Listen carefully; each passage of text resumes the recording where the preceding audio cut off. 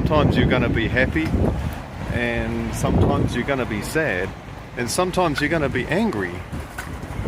You're not bipolar. You're emotional. And it's actually a healthy thing because it means that you're still in touch with your own feelings. Who being past feeling have given themselves over unto lasciviousness, to work all uncleanness with greediness. They just try to subjugate you, try to make you a subject to their judgments. And maybe you've got a right to feel that way. But if you've got the right to feel that way, and they're telling you shouldn't feel that way, then... Like a muddied spring or a polluted fountain is a righteous man who gives way before the wicked. And all it's motivated in is hatred.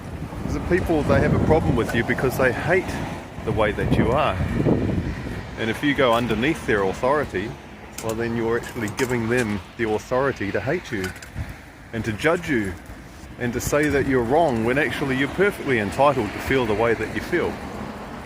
And your feelings are a natural human response, aren't they? If you're being fair in your judgments. All you're doing is giving them the authority to tell you you're wrong when you're right. And that's real messed up. Don't let them do it.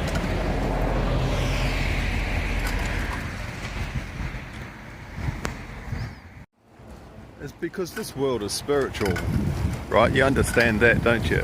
For our struggle is not against flesh and blood, but against the rulers, against the authorities, against the powers of this dark world, and against the spiritual forces of evil in the heavenly realms.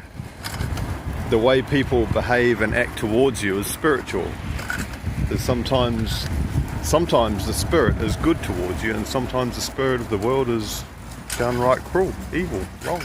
Jesus loved Martha and her sister and Lazarus, yet when he heard that Lazarus was sick, he stayed where he was 2 more days. Then he said to his disciples, "Let us go back to Judea." "But, Rabbi," they said, "a short while ago the Jews tried to stone you, and yet you are going back there?" Jesus answered, "Are there not 12 hours of daylight? A man who walks by day will not stumble, for he sees by this world's light. It is when he walks by night that he stumbles, for he has no light." So you have this concept of light and dark, the day and the night.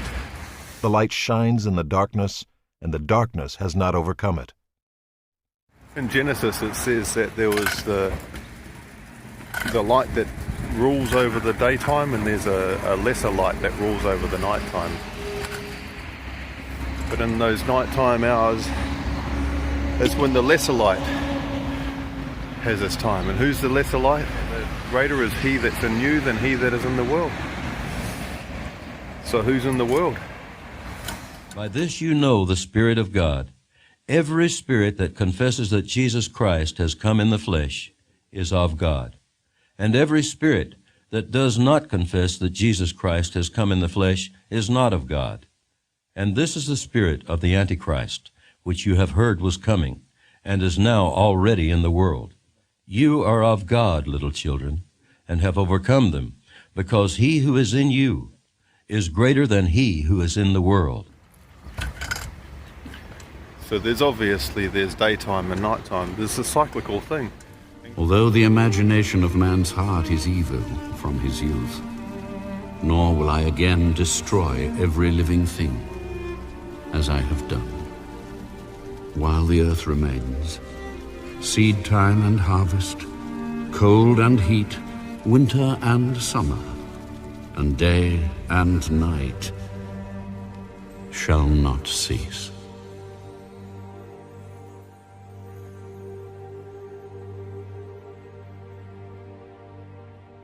They've got no right to call it bipolar when it's just the natural cycles of life.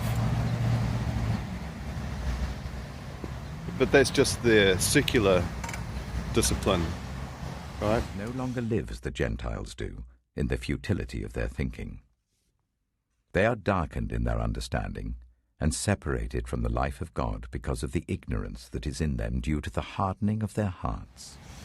People have been trying to understand the world ever since people have been understanding everything.